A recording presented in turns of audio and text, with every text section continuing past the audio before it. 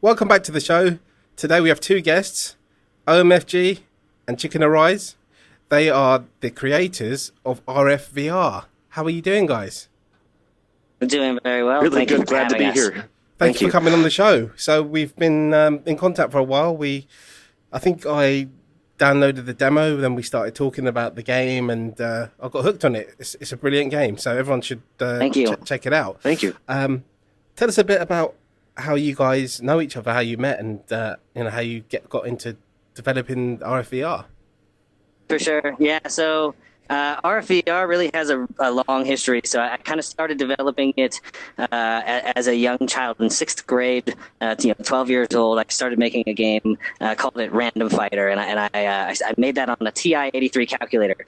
So using just the basic language, and it was just this crazy, top-down sort of a JRPG clone with some turn-based battles. A ton of fun to make it, but it was complete garbage. Obviously, it was on a calculator, and that's actually the same year I met Matt. Actually, so I moved to Connecticut from Pennsylvania, and I basically just started school in a new place, and I met Matt that year, and we started hanging out, sort of like playing music and stuff. Like we were both interested in music, and we were both musicians as well. So he would come over with his guitar, and we'd play a little bit, and we'd hang out, and eventually we just kept hanging out, man. And 20 something years later, here we are, right?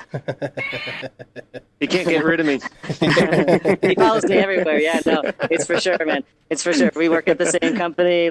We moved to Florida. I moved to Florida, and then some years later, he down there and started working for the same company. And then, we both got relocated out to Colorado, and we're out here now. And he lives like a mile away from me right now.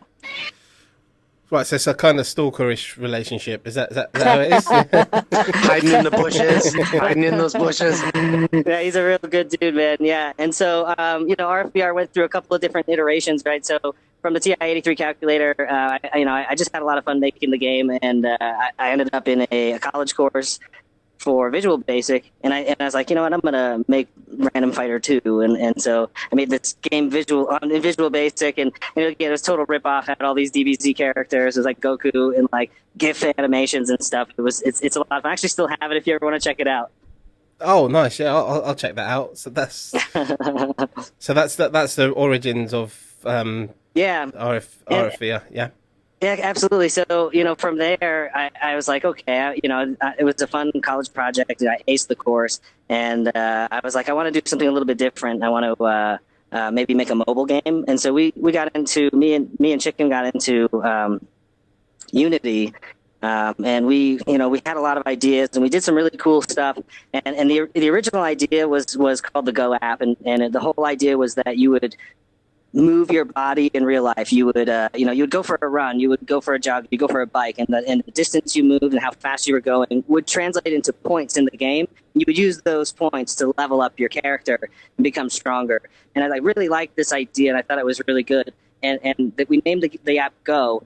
And literally within a few months of us kind of getting this whole thing started, the app called Pokemon Go launched. Oh. And so we're like, holy that is super much better than our app. But at the same time, I thought the idea was still really novel. I thought the idea was good to, get people motivated to get out there and move and do some exercise and actually turn their real life exercise into points in games. So it's kind of the combination. And I felt like that was like an AR sort of experience where you take, real life stuff and you turn it into a video game that progresses your character. And then from there, obviously, that's when I got into VR, and I was like, wow, VR is so freaking good, right? And I was like, obviously, I've got to make a VR game. So I sort of shifted my focus over to the Unreal Engine and started learning that a couple of years ago. And it just happened to be right before the pandemic started, so it gave me a lot of extra time to focus on learning this stuff. And Chicken's been helping me all the time, all the way along the way, we do brainstorm assets sessions. Oh my gosh, yeah. And you can talk about all the sort of stuff that you've done too, man. Because not just recently, but in the past as well, to get this whole thing going. Like anytime we got to test something, he's game. We're always jumping on. We're always brainstorming. We're always coming up with new ideas together. So this is definitely a joint project, even though. He'll say he hasn't really done any of the development, but he really has, because, a lot of the solutions he comes up with are so stupid, but they work. And it's like, okay, I'll take it, right? My specialty. But yeah, if you want to talk about some of the stuff that you've done, throughout development, man. Yeah, go for it, Chicken. Yeah, tell us what you've done with regards to the game, yeah. So a ton of asset development. A lot of the weapons had customized those.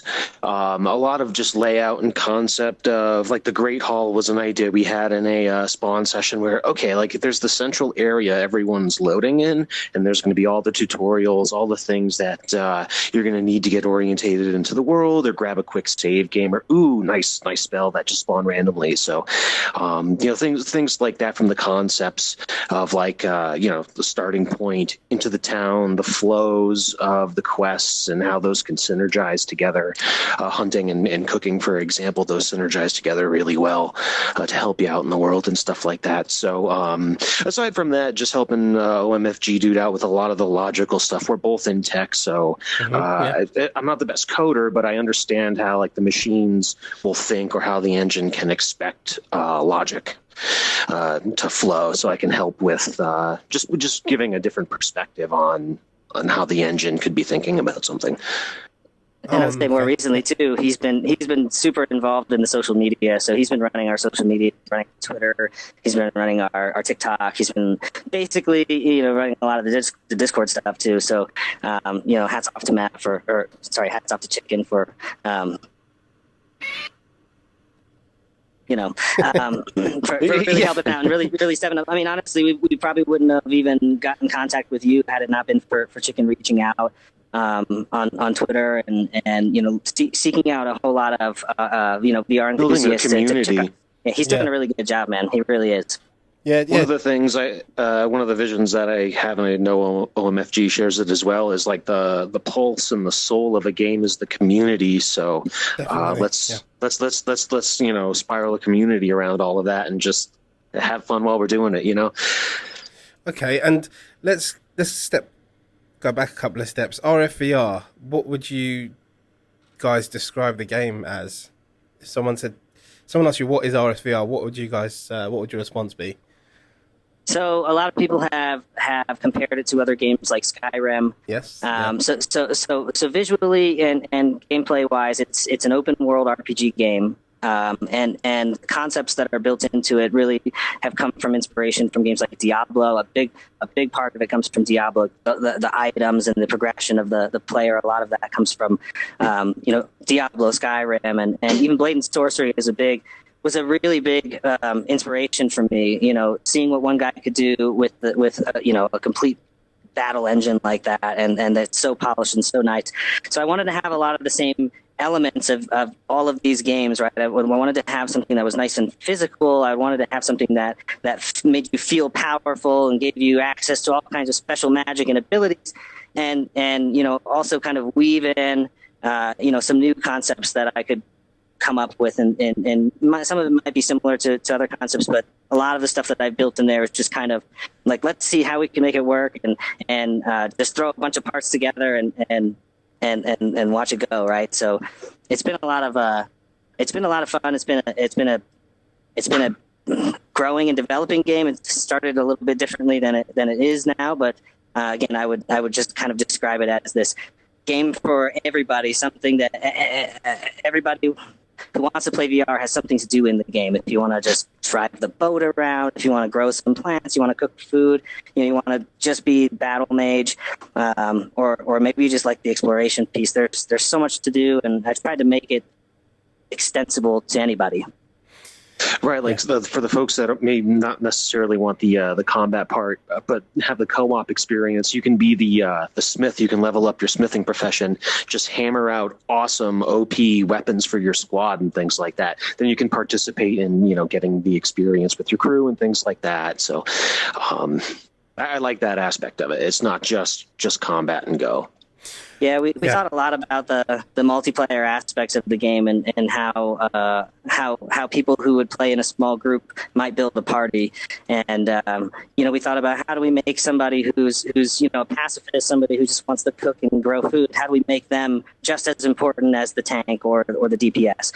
And so we tried to weave in all of those professions to sort of give people an option to go and expand into each of those avenues. Yeah, it's really extensive. So what I did was, I told you guys, I basically just fired the game up, saw a little bit of tutorial, and I said, I don't need that, and I just ran off into the woods. And well played, sir. Well played. Yeah, and if you want to do that, you can. You don't have to. There's no set way of doing things in the game. That's what's so great about the game. It's very similar to, like you said, Skyrim, where you can just run off. I did come crawling back to you guys in the end, asking you how to do everything. And then, but there's a tutorial for literally everything. It's right there. There's a hub where you spawn in, and it kind of shows you how to do everything, right? And right. That's really helpful. I know Mac in VR picked it up. He loves the game. He's playing it right now, actually. He's been playing it quite a lot. So nice. he plans on streaming that more. Hopefully, if he does a video and things like that, because he really, like I do as well, I really believe in the game. That's why I've made a couple of videos about it. I just want more people to know about it, because it's kind of undercover, isn't it? Because it's a demo. People see demo and they think like, right. Oh, it's just half Minimal, an hour. Yeah. No, it's a huge demo. I really tried to showcase the game with the demo and make something that's more like an entire game by itself. So I realized that as a developer with just me and Chicken, it's going to be hard to get attention, right? Yeah. And I there's no way I was going to release a game for or paid for game without being able to see what I can do, right? And I felt like this was the best way to show everybody, hey, we've got this whole big ass game, and there's a lot to do, and it's pretty fun. I'm a VR enthusiast, man, and I've been playing VR since the beginning, and I love this game, and I'm obviously biased, but I just love going in and doing something new each time too, and honestly, like like you said, it's a small community right now. It's a demo. Most people look at a demo and they're just like, okay, I'll wait till the game comes out. But it's a free demo that's like a big part of the game, and it's totally worth checking out. It's huge. There's so much to do. Yep, It's the true vertical slice of all the core functionality that you get to try. You get to get that whole world experience. Yeah, I mean, it's 50 square kilometers right at the moment. And that's 10 kilometers by 5 kilometers, yeah. Yeah, and that's just... cool... yeah, go on. Oh, a cool point about the map is the height map data is actually from a real-life island in Japan, Dogojima. Mm-hmm. Beautiful island, and we took a lot of inspiration from that island. And it's crazy, too. Go ahead, I'm sorry. No, you talk, you go. Oh yeah, it was crazy when we built the map. Like I just sort of threw things in places where it looked like it made sense. I mean the island is just laid out the way it was laid out, and I just took the height map data and just started throwing assets. Build a town here, build a farm there, build a port there. And when I went back and looked at the actual map, I saw that where I was placing towns, there are actual towns there. Where I was placing roads, that's pretty much where the roads were. Where I was the geography formed it. Yeah, no, and even more that blew my mind is the farm town. We have the farm town is this chicken event. When you get there's a bunch of big chickens that are overrunning the town. You have to kill all the chickens to save the town. But I found out afterwards that in that exact location, in real life Japan, there's a chicken farm. What are the chances? Yeah, that's crazy. I mean, the demo is like an eighth of the map, and that's still really big. Yeah, and the whole map is huge. You can, it's gonna be like it's just massive basically. And then even on the demo, the chunk that you've got is more than enough. If you just look at the surface, it just looks like oh, there's a bit of this and a bit of that here and there, some missions to do. There's quite a few quests to do. But when you start exploring and going off like the beaten track, that's when you find like hidden caves and ruins, and that's like the main part of the game is exploring and finding those hidden areas. And there's quite a few cave systems at the moment, right? Because I've found a few just running around. Yes. And in the demo, there's probably at least 8 or 10 cave systems in the demo, maybe more, right? And 4 of those lead to relic rooms. Yes, the relic rooms. I found a couple of them, and there are items in there. So you have four boxes, is that right? And you choose one, but you can only keep one item. Mm-hmm. And it's a really cool addition. And you get those is it a relic finder it's called? The little balls? To find the relic pose. Yeah, that's the one. Yeah, and then it kind of points in the right direction. And it's a really good bit of exploring. And so it's not like a mission map and it's like X marks a spot. You've got to just literally find it for yourself, which I think brings really good depth to the game, as opposed to having a pop-up map like most games, and it goes 20 kilometers to here, then it counts you down and shows you exactly where to go. So one of the cool things about the relics too is we put utility items that a lot of games give you a map when you start, but you actually have to go and get the map utility relic if you'd like to see the map. So there is a relic in the game that gives you a map and shows you some additional points of interest on the map. Oh, really? Okay. Yes. I'll have to find that as well. Definitely have to keep an eye out for that, because that sounds really, really interesting. Because I've run around a lot, but I've probably not found 50% of everything that's going on. I mean, every time I talk to you guys, it's like there's something new coming. Yeah. And you've shown me, like, I've seen screenshots of what's to come. What do you want to kind of talk about a bit more about what's coming in the game and what you're going to add and how you're going to release the early access and when you're looking to release the full version? Sure. So as you had mentioned, the screenshots of the fortress cities and other ports and towns. So there's going to be more ports all around the island that you can fast travel by just selecting the right boat to take you where you want to go. Okay. So there's going to be more quests in these towns the deeper you go into the quadrants of the map, and then also kind of looping into some of the synergies that we have with pre-existing professions. There's deeper tiers of leveling up and smithing a sword. There's quenching and then adding a crystal to get the charged elemental damage. There's going to be greater spell binding and things like that. Even higher tier cooking quests, items, and even for farming, there's going to be higher tier things that you can grow to then synergize with your cooking and things like that. So those towns will have those quests very much like you'll see in the hub town that we have right now. You'll see those panels and things like that. So you'll be able to grow and kind of pick and choose which directions you want to go in the future. And there'll even be larger buildings to build. You'll have your own castle. You'll have permanent storage and things like that. Oh, cool! Yeah, we've got a couple of cool ideas for the Fortress City. Specifically, something that might be a little more reminiscent of like an early Warcraft game, like the original Warcraft. So, eventually, the goal is for your player to, if you want to, follow the quest line, your goal is to essentially take over this fortress city and become its ruler, right?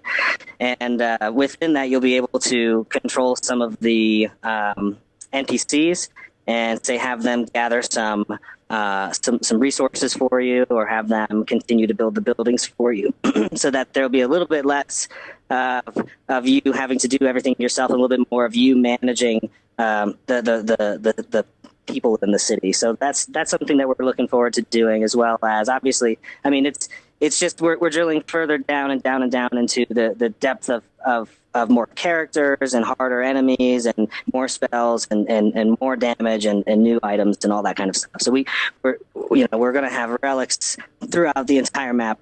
So the 4 rooms that you see there should be about 4 in every quadrant of the map. So nice. And with regards to like when are you aiming for early access, say, for example? Yes.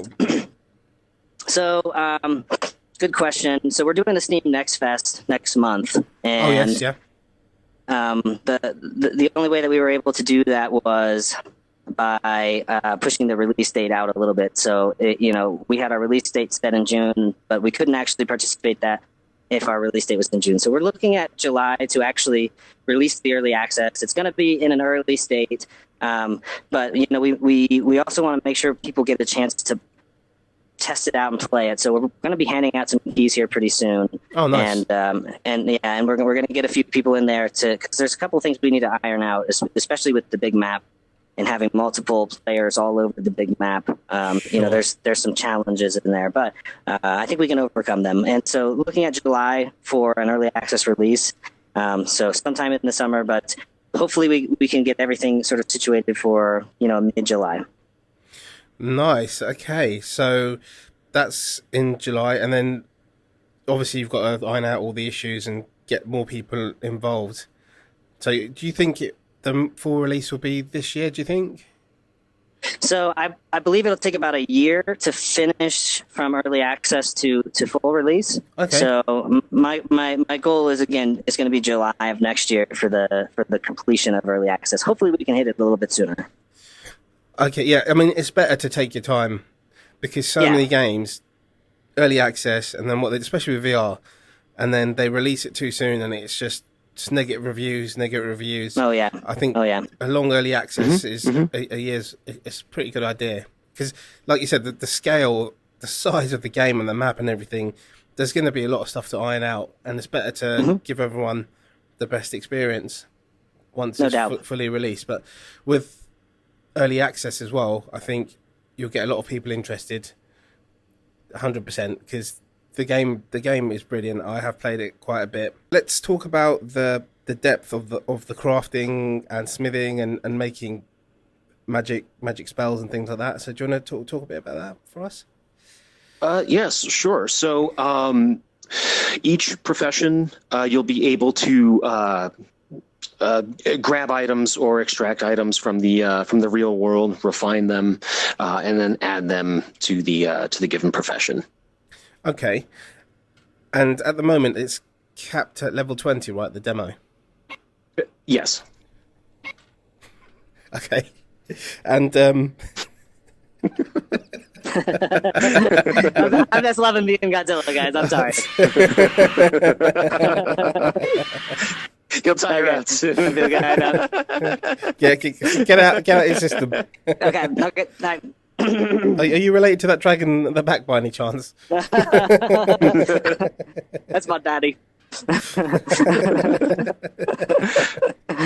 So going back to crafting, so we do have more plans to continue to add depth to the crafting. But as it is today, we try to think of some unique ideas and unique ways to make things into craft things. Obviously, the smithing of things is pretty straightforward. Just put it in the fire, wait till it lights on fire, and then hit it until it's smithed, right? Mm-hmm. With spell customization, we got a little bit more involved, obviously, and I really like how it turned out. So we have the spell pulpit where you have to build the spell. You have to add the leather for a book, and you have to add the parchment for a scroll or a spell, and then you get to add the different elemental effects. And so it's too complicated for me to explain it, but essentially each crystal element gives a different type of bonus to the spell. So you could, if you want a really fast spell, one that just shoots really fast, you just put a bunch of this one color crystal in there and end up with the fast spell. Or if you wanted to be a really cheap costing spell, you can put a bunch of those in. Or if you want some well-balanced, like extra damage, and you want an attachment effect for some extra damage, and you want like higher critical chance. So each of the crystals gives you a bonus to the spell, and then you complete the spell by taking a quill and dipping it into the ink and drawing out the sigil that's on the right side. It's fun. It's going to be a little bit confusing too. I mean, that works also with like armor as well, because you can get this. So each piece of armor at the moment, is it 5 pieces of armor? So it's 6. 6. Sorry. Okay. So and then it's 3 crystals, isn't it? 3 per. Ooh. So that's a good question, and it's just a little bit deeper than that. So each piece of armor is either a common, a rare, or a legendary, and so depending on that piece of armor, it has either 1 or 2 or 3 slots to add crystals to. Oh, that makes sense. Okay.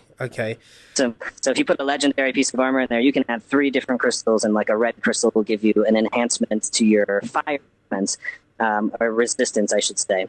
And it's kind of randomized, it's RNGesus. It goes in there. It's like, put it in there. It could be anywhere between 20 and 40 or something like that, right? So each crystal could give you a big boost. Yeah, it's really in depth, and I know you kind of showed me how to do all that kind of stuff, and it's great. You want that depth in it. There's too many RPGs in VR that are, I wouldn't say shallow, but the depth doesn't go as deep as your game. It just goes really deep, but not like too confusing. Once you've done the kind of tutorial hub area, you have a good understanding of what's going on.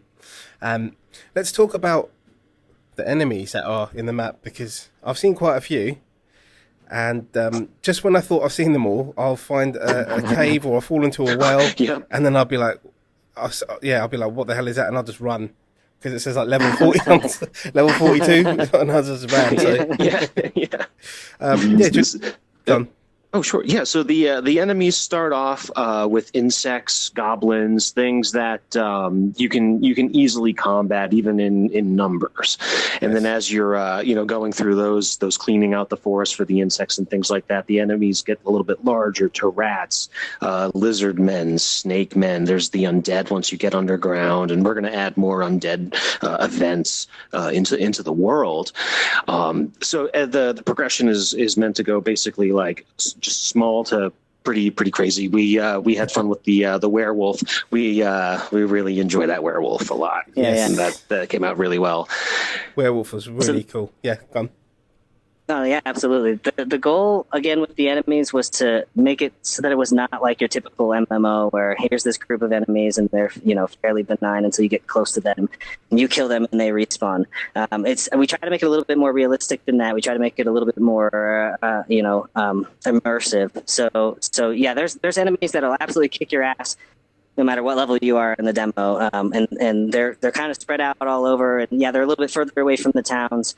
But even as a level 10, you can get your ass kicked by a bunch of rats. If you get ganged up on by lizards and you have very low shock defense, they're going to kick your ass. So the game can get really hard, especially if you get involved with some some really difficult enemies. So in the future, obviously, we have big plans for more enemies. There's a bunch of enemies already that are going to be in the early access that aren't in the demo right now because they were either too powerful or we just didn't introduce them into that area because they didn't make sense to be introduced. There's different environments beyond the demo area that make sense for these different types of enemies. So to name a few, there's going to be more rats, some of them which have kind of ridiculous buff abilities for other enemies. There's much bigger goblins, like some orcs, trolls.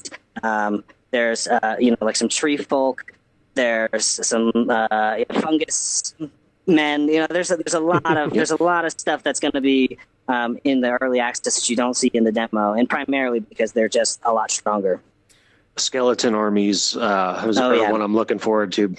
Yeah, we have a lot of undead still left to put in the army. Yeah, to put in the map as well. There is a undead summoner in one of the relic rooms where you can find the huge ground smash hammer. She's very tough. Yeah, tough. That's who it was. Then that's who I came across the other day. Level 40 something. Yeah, and yep. I get what you mean, because every time it just threw the dark magic thing, and then another skeleton would come up, and it just kept spawning skeletons and skeletons. Yep. Now, eventually, there's going to be other higher tier enemies of the undead that, like the summoner right now, are just spawning skeletons. There's going to be another one that will buff those and make them larger. Like the rats will make other rats larger, faster, stronger. Mm-hmm. Things can really scale out of hand, especially when there's two of those. Ooh, in testing that was fun. Yeah. Oh yeah. Yeah, there's a really good variety of it, even for the demo. It's a lot of enemies, and I still, like I said, still finding enemies, and a lot of the time I'm running because I just don't know what they are, and they're like high level. It's good to have that difficult even in the demo, because if somebody finds some really good gear, it's still a good challenge. Absolutely. With regards to do you want to talk a bit about like the class system? There's like 3 different classes at the moment, so for sure. Yeah, each class and what we're going to bring out in the future. Sure. So the class selection system idea came from the community, actually. Thanks, Maria.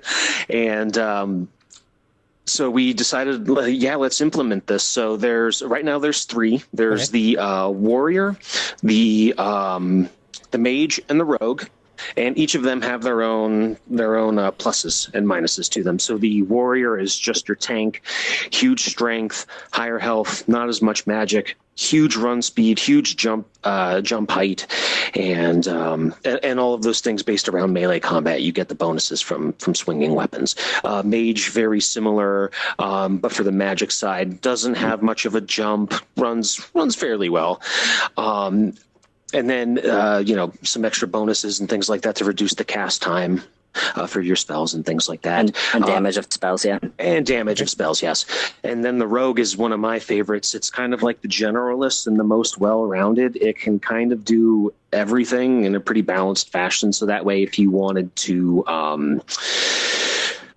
do a lot battle of gunplay mage. or have a battle mage essentially. But the nice thing about the rogue is that it gets synergies from the bows, so it does extra damage for the bows. Oh, cool! And what are you guys looking to? What other classes are you going to be looking to bring into the game? Pirates. So so we've got this idea of these class. Let's call these the class quests, right? So there will be these quest lines throughout the game that will allow you to change the class of your character by completing the quest line, and each one will be specific to that class. So, for example, like a paladin, like we don't have a holy man right now, but there will be a holy man quest that you can go throughout all of the the areas of the map, and you're vanquishing all of these different undead, and eventually you become a brand new class by completing this quest, and you get a brand new body selection as well. The same thing goes for the opposite, like an undead class. So we're also looking to make sort of a undead class where you go the opposite direction, and throughout that quest line you become an undead. And then we've had some other fun ideas too, which just to spitball around, like becoming a werewolf or becoming a pirate, like you mentioned. These other class selections are definitely going to be a part of the game, but I don't want to necessarily say you get them right off the bat. I would say you would take the quest, you would take the class that you picked into that next class. So if you wanted to be a mage, you'd be a mage paladin, or if you wanted to be a warrior, you'd be a warrior undead, or whatever it might be, right? So you take your initial class selection into that, and you'd get additional bonuses from that class, such like from the undead, maybe you would get a bonus for summoning, for example. Or the pirate will get bonuses for the guns. I really like the guns. The guns is a great kind of generalist thing to have. Oh, I ran out of magic, or I need to get some distance, shoot them with an electric bullet, and slow them down and things like that. I've seen you with the guns, and you tend... Is it just me, or does he... Here we go. Here we go. I had to mention it.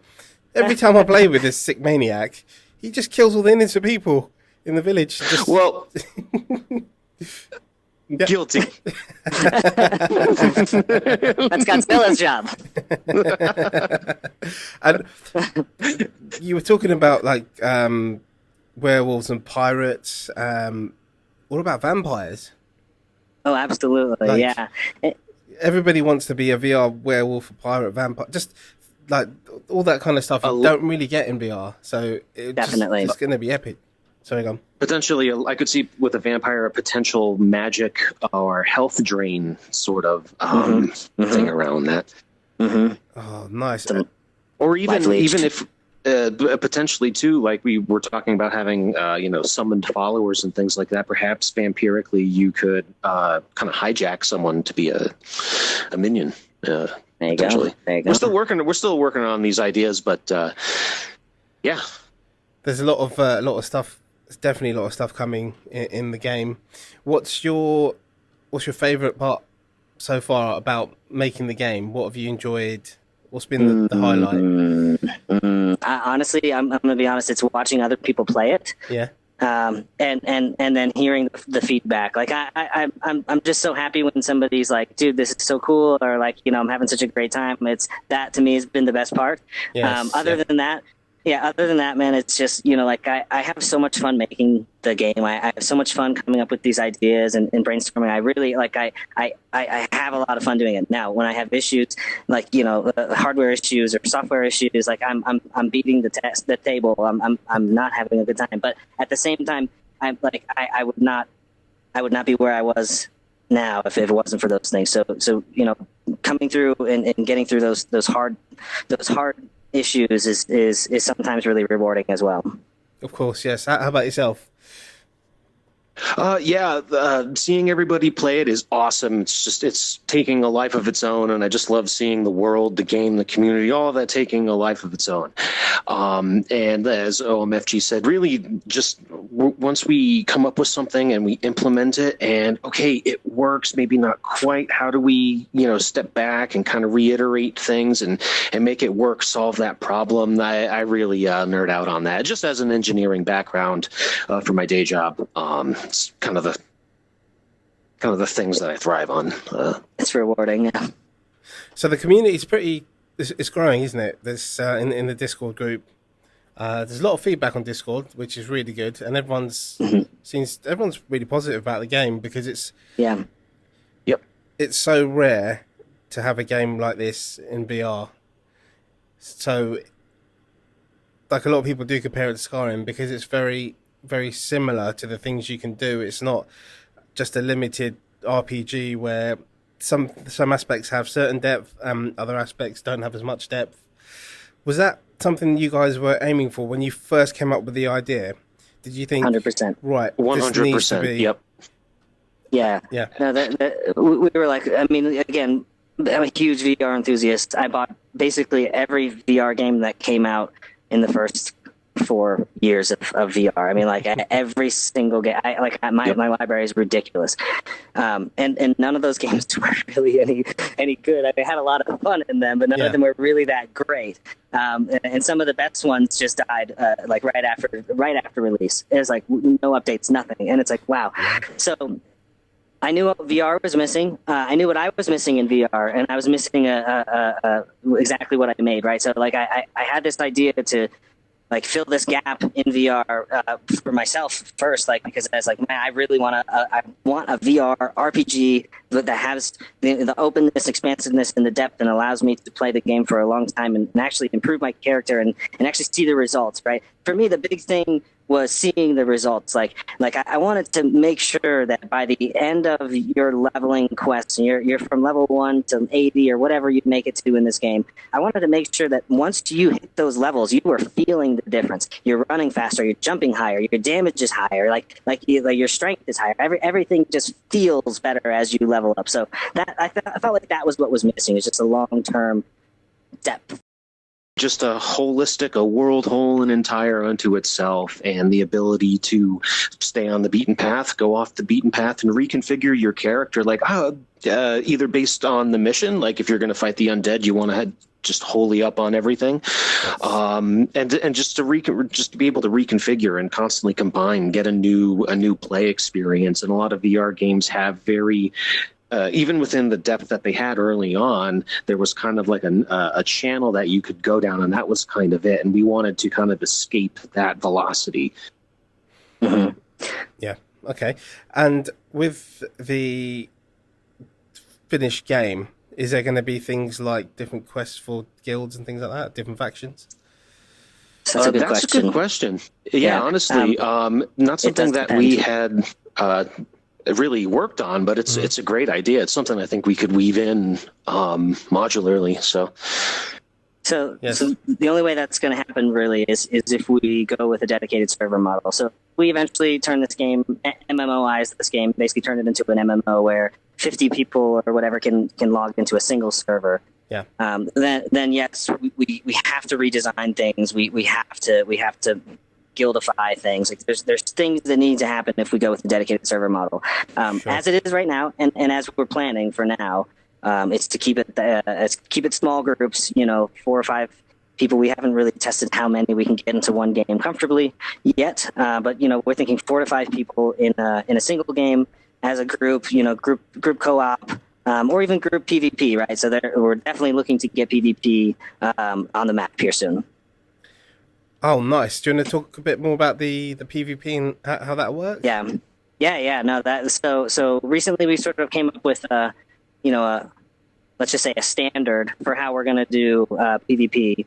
And right now, the way it's set up is we're essentially using a tag, and the tag for non-hostile player characters is given to any non-hostile player characters. And if that tag is removed, they are a hostile player character, which means that they can engage in battle with other hostile player characters, but not non-hostile player characters. So if we do end up going with, let's say, an MMO style, we need the ability to prevent griefing and prevent people from just going and murdering entire groups of people just because they're OP.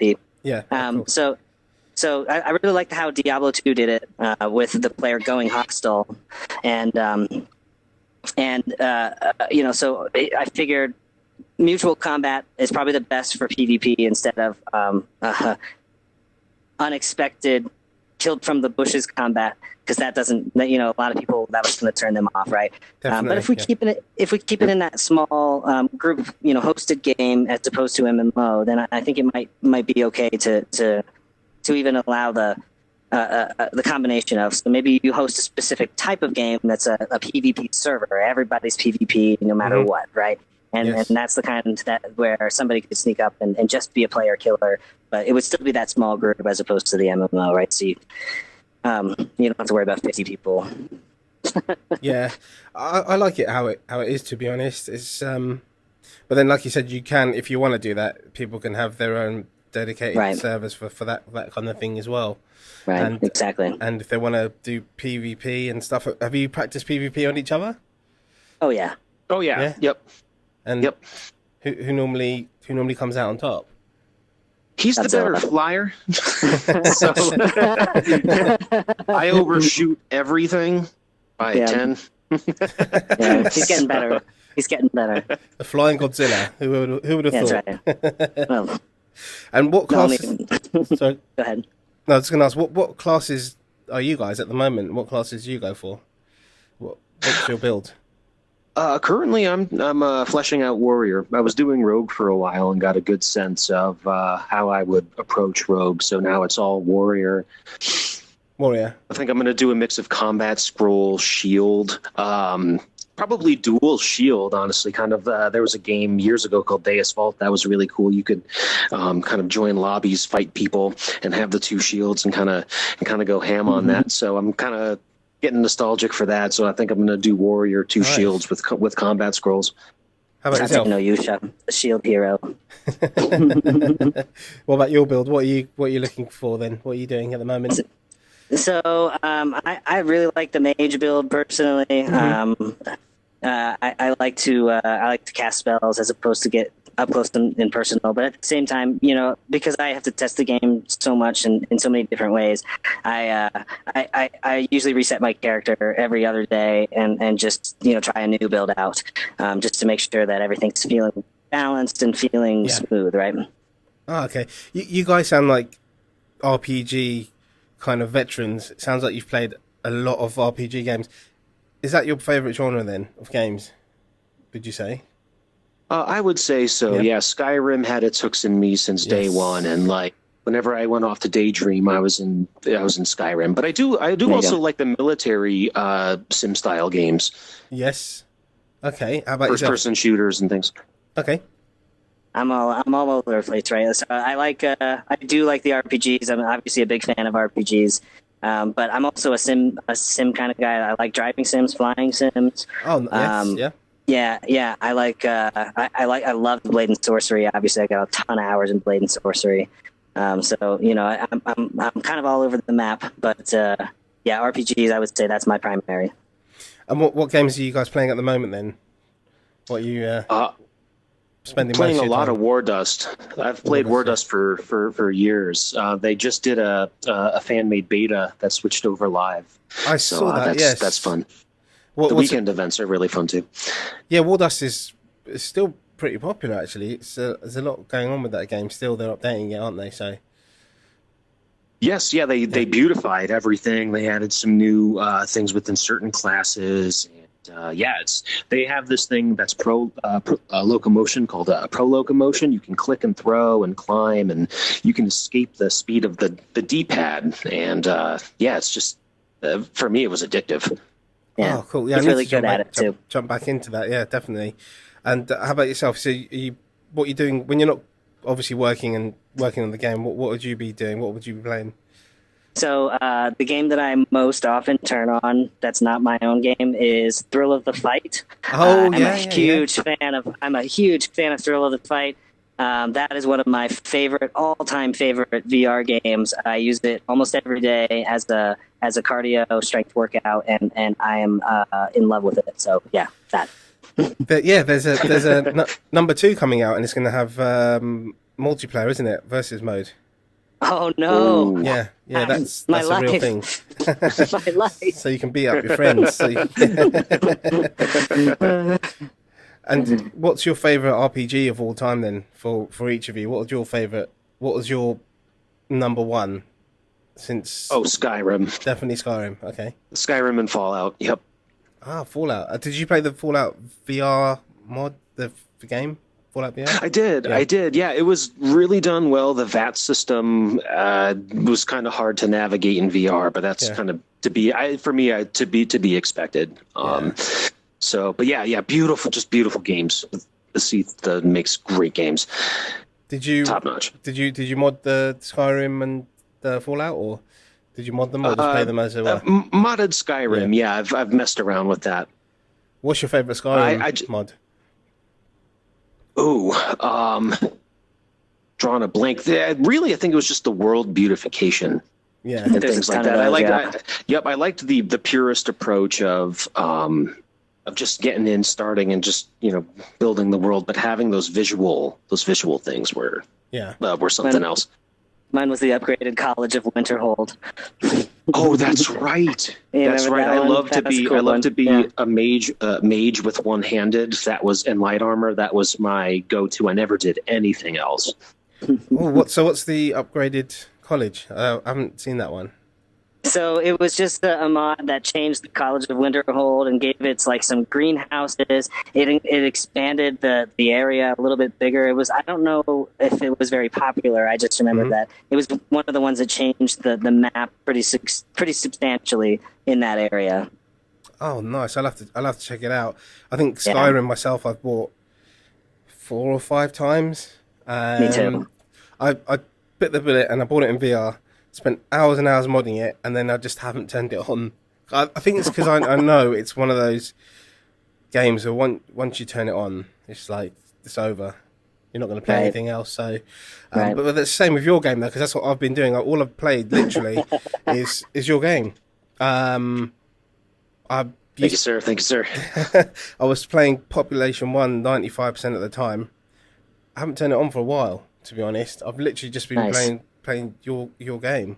It's great fun, great with friends, loads to do. Do you guys want to comment a bit more about what's in the demo of the game and what you can do and things like that, like how many quests there are and what you can do, not just the exploring but the other elements of the game, like the different areas you have, different areas of the map, Oh, sure. One of the things that people have been finding more recently is the merchant quests in the boats. There's boats you can get in, do merchant missions. So that way, if you don't want to necessarily be a combative player, you can do the merchant runs, gain experience that way, and things like that. There's also a horse cart that just got implemented into the demo. If you want to find it, you can get in a horse cart and take off as well.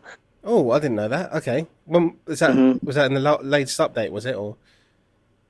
Yeah, it was I a few believe so. updates. Yes. Yeah. It was a few updates ago, but it's kind of hidden in the back corner of the map right now. Oh, that explains it. Okay, and then with the boats and stuff. So I didn't actually go to the other. There is another island, isn't there, that you can go to, right? Yeah. Yes, and along the shore, there's a couple places you can pull off to. Oh, right. So yeah, again, I've played it for tens of hours, and I think probably put about 30 odd hours in, and I still haven't seen everything. Yep. I've done the questing side. I've done pretty much everything you could do, but I haven't explored the whole map because, like I said, on the surface, it just looks like there's nothing there. But if you delve in a little bit deeper, take a few steps over a rock, and then look around the corner, you'll find so much hidden stuff in the game. And for sure. If you get to the top of just one big hill, you can really start to see the world and where it's going. We just try how to make much sure content we can squeeze in. Yeah. Try to make sure there was something to do in every area of the map too. So, we spent a lot of time thinking about what types of little quests we could put in there. Just little challenges and so we've got like the loot carts, which are just carts with some destructible boxes on the top that have some items in them. But if you get near them, enemies can spawn and attack you there. And then we've got like we've got the enemy nests, which again randomly spawn throughout the map. So sometimes they'll be in a certain area, sometimes they won't. But if you destroy those nests, they'll spawn more and more of those enemies until eventually you destroy the nest all the way. It spawns a boss version of the enemy. There's signal towers, which are put on a lot of the higher peaks. And these are just fun little challenges. I believe I put 10. I believe I put 10 in the demo. Right. That sounds right. But there's so many more in the whole map, so I don't know how many exactly. But you complete all of those just by putting wood into the repository and then lighting it on fire, and then you get basically an attack of wasp enemies, and that's pretty cool. That could be a lot of fun. There's a ton of other stuff that just kind of, like you can find randomly throughout the map. Obviously, there's animals, not just enemies. So there's birds, there's rabbits, there's boar, there's deer, and there's more more animals throughout the rest of the map as well. In early access, you'll see a bunch more animals. Some of them are going to be pretty tough as well. So, different tiers of even passive animals, right? Oh, cool. Yeah, because I've come across quite a few different animals, and just makes the world feel more alive with animals flying around and running across and things like that. Have you come across a snake yet? Like a Yes. slithering snake? Well, those are my favorite. They just bite you on the ankles. You're like, where'd that come from?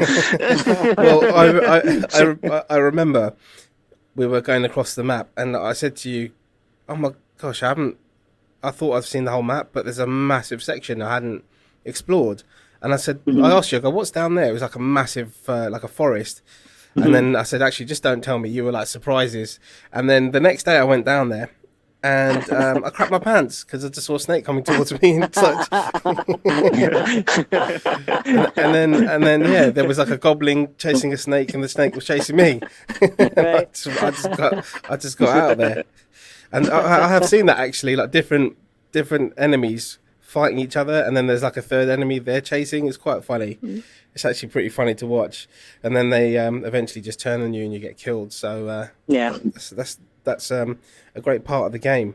Is there anything else you want to say about the game in general? Yeah, go kind of going back to the animals in the world. We've paid some love to the dogs, and you can feed a dog meat, and he'll become your follower. And then at night, he turns into a werewolf, and they'll fight for you. And they're pretty aggressive. If you get in the way, they'll smack you. Yep. Nice. And are you planning to do that with perhaps other animals or kind of companions, shall we say? Will there be? Yes. Yeah. Yes. Currently, there is a summon chicken spell. You can spawn 3 chickens. You can feed them bad apples. They get larger. They will follow and soak aggro for you as well. Oh, nice. There's okay. also a summon spider spell, right? So you can also summon the spiders as well. And same thing goes if you feed them the right food. enough times, they will grow into the giant spiders, and they'll be much more powerful. Wow, I did not know all this stuff. So Yep. I'm learning every day. I've played it quite a lot, and I speak to you guys quite often. And every time we talk, I learn something new about the game. I had no idea about. There's so much in it. Yeah, it's really like you really need to go and play the demo, and just get lost in the game. You know, maybe bring a couple of friends with you. Yeah, We like the element of surprise. Like there's Easter egg. We're calling them Easter eggs. Just little things like for the dog example. If you didn't know, you're like, oh, doggo, here's some meat, and then all of a sudden you discover, oh my God, he's my follower now. Like we like that in there. Yep. Yeah. Oh yeah, you can totally pet him. Yeah. Might as well reveal this other Easter egg. If you pet the dog enough times, he will also transform into a werewolf. But it's a lot. You have to pet him about 1,000 times. I didn't even know that. Yeah. Actually. I love it. don't make Godzilla That's so angry. cool.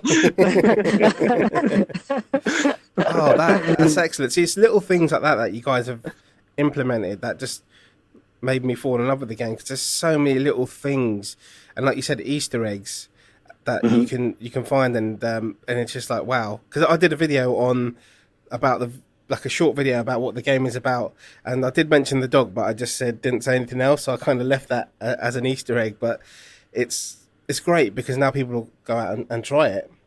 There is one more thing that I want to talk about, and that is the dragon.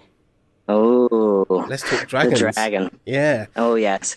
Let's talk. Spicy dragon. Yes. Yeah. Go for it. There are multiple tiers of dragons in the game. There's only one in the demo that you can find, but in the early access, there's several different dragons that you can find. Some are not as tough as the red dragon that you find in the dungeon with the lizards. Yeah. And some are tougher, right? So. The idea of a dragon, you have to have a dragon in any RPG game, right? Of course, yeah. And we even thought about maybe in the future we could have mounted dragons, right? So you could fly your dragon around, right? So we have a lot of options to fly in the game currently already. You can use the launch spell, super launch. There's an impulse flight spell as well. And those spells, they really make the game feel small once you start getting through the map really fast. You go, wow, okay, maybe the map's not so big. But, so we want to make sure that you can't get a hold of those till a little bit later in the game. And maybe as a stopgap, we'll have something like a mount, like a flying mount. That sounds amazing, because everybody wants to see a dragon or fight a dragon in VR, and everybody, even I don't think anybody's really done it in an RPG where you can ride a dragon. Even in flat screen, there's not a lot of that stuff in regular PC games. So, modded Skyrim. it's. See, I'm learning new stuff every time I talk to you guys. See, that would be absolutely amazing, and this game is. The demo's like 50 square kilometers, but like I said, alone that's so much stuff to do. And then when you open it up to the whole map, and then you can fly dragons and you can change into werewolves and all that crazy stuff, it's going to be absolutely insane. So that's why from when I first started playing, I believed in the game. I thought this is going to be epic, and that's why I've been making videos or getting people to play it and just trying to get the word out there, so that more people will actually download the demo. And it says demo, but it's not a demo. It's like a game in itself, right? Exactly. For sure. We're probably the most unique demo out there right now, I think. Yeah. To be honest. I've never seen a demo that size and scale with so much going on. And everyone should just download it and give it a go. Your Discord's great as well, because you guys always give feedback and the community gives feedback. And if there's an issue, you guys patch it pretty quick if there's like a major issue. So I've seen you guys patch quite a lot. I can put the links to all of the Discord and your Twitter and your YouTube channel and in the description below as well. So then people can follow the game. And also obviously to the game. I recommend everybody who likes RPG and has a VR headset to download it. You don't know what you're missing until you actually get in there. Is there anything else you guys wanted to speak about before we go with regards to the game or anything in general? So I have something to say, and as somebody who has just been, a hobbyist game developer for a while, there's been a few people who've reached out to me over the years and who've asked for advice, and other fellow game developers that have shared their ideas with me, even some that are on the Discord now. And the biggest thing I can say is a lot of people they get discouraged maybe too quickly because it is hard. It is so hard dealing with the same issues over and over and over, and thinking like, I know how this works. Like this has got to be it. Like this has to be the fix, and then it's not the fix, and in fact it broke more things. And you're like, this is a really, really hard thing to do. But the best advice I can have is just to continue doing it, because if you give up, you have a 100% chance of failure. Right, you could be 50 tries from getting it right. So what's 50 tries in the end, Yes, yeah. And how have you guys dealt with these hurdles? I mean, perseverance and things like that, but you must have, like you said, banged your head on the table more than 100 times, would you say? Constantly. Yeah. Constantly. It's really frustrating, when we have these little issues that pop up, especially if it's something that breaks the game or makes the game awful in some way. I can't just leave it there, and so I'm frustrated that I've had to spend so much time on the demo. But at the same time, we've made so much progress on the game because of all the feedback. We've been getting feedback for a very long time now. And the initial feedback we got was so critical to getting the game where it is right now. And we're still getting feedback. And so, we're trying to whittle through all the feedback and get the best pieces of it and say, okay, these are the ones we've got to prioritize. We have so much to do. And we've been, spending a lot of time on making this demo, just kind of polishing up the pieces so that the demo works perfectly. But in that span of time, I haven't really been able to work on the game. So it's hard to juggle time. It's hard to juggle priorities. But I feel like you might have said earlier, spending more time on this part of it, to me is more valuable. I'm making the game so much better just by getting it out there for free and getting people to come back and tell me what they would like to see, and taking these good ideas and just making the game accelerate even further. Yeah, and definitely. the game is really complex, and we constantly mull over balance and making sure if we add one thing, how does it balance and scale to everything else? And that's also been where, when the nose goes to the grindstone, we get a lot of good ideas. Yes. Yeah. I mean, you guys have had some great ideas. I love what's coming up. Just the stuff that I've learned today. Really looking forward to the development of the game. I'm going to basically, everyone who I speak to who has VR, I'm going to tell them to try the game out, basically, because Senpai.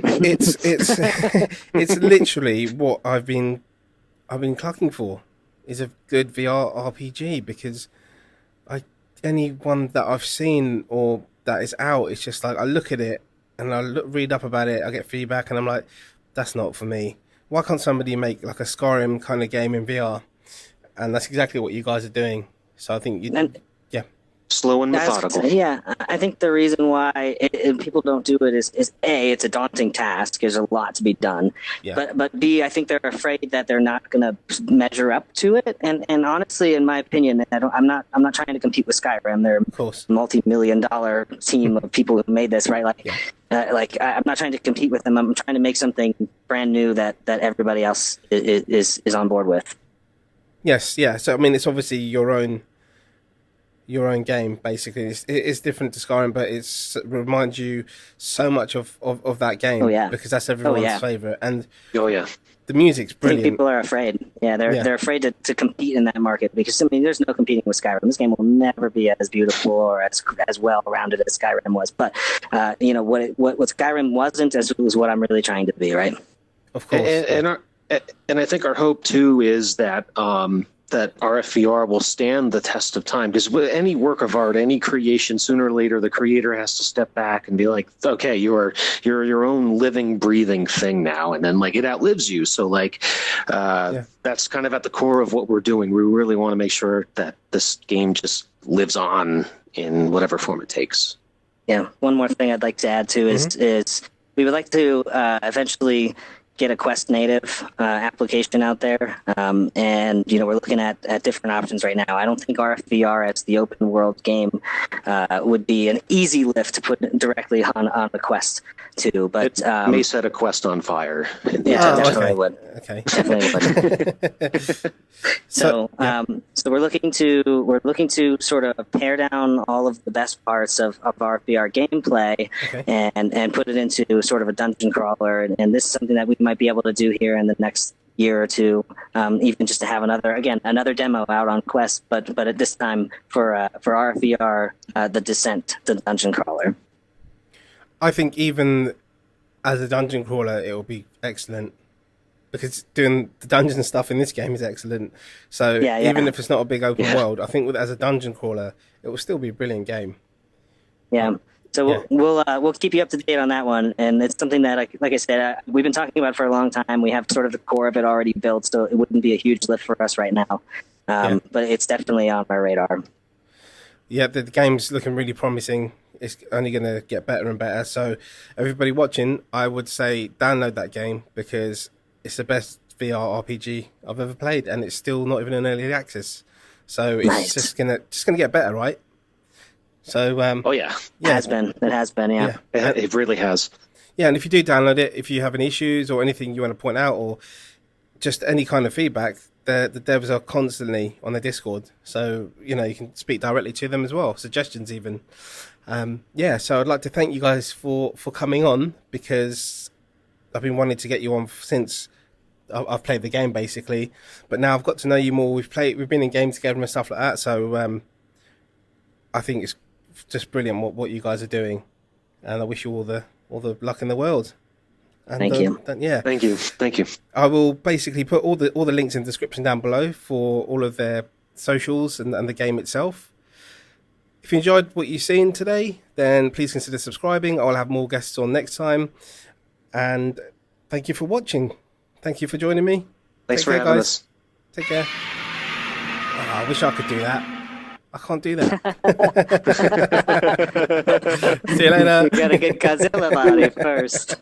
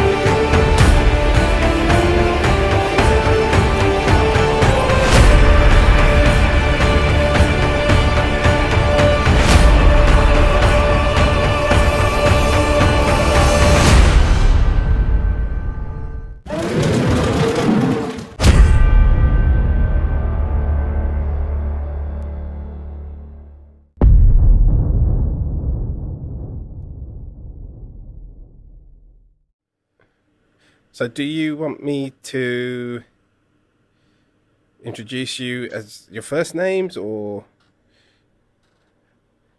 Let's Arise? just do Chicken and OMFG, dude, or OMF. Yeah, either way. Okay. Yeah. So if there's any screw ups and stuff, I can just edit it. So It's fine. Yeah. It's all right.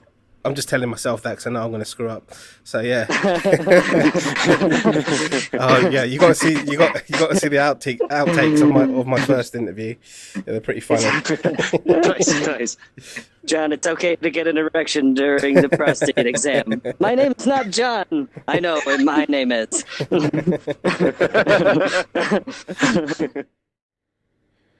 So OMFG this side, Chicken Arise that side, right? Other way. I'm OMFG over here. OMFG in that side, Chicken Arise in that Yeah. side. Yeah. OMFG, Chicken Arise. Okay. Oh my f***ing Godzilla, dude. Okay, so let's do this. Welcome back to the show. Today we have the developers of Neos, OMFG, and Chicken Arise. How you doing, guys? Welcome to the show. Doing well. I think you said we're the developers of Neos, though, but... I told you. I was looking in the camera and it said Neos. I was wondering why are they so quiet? I was like...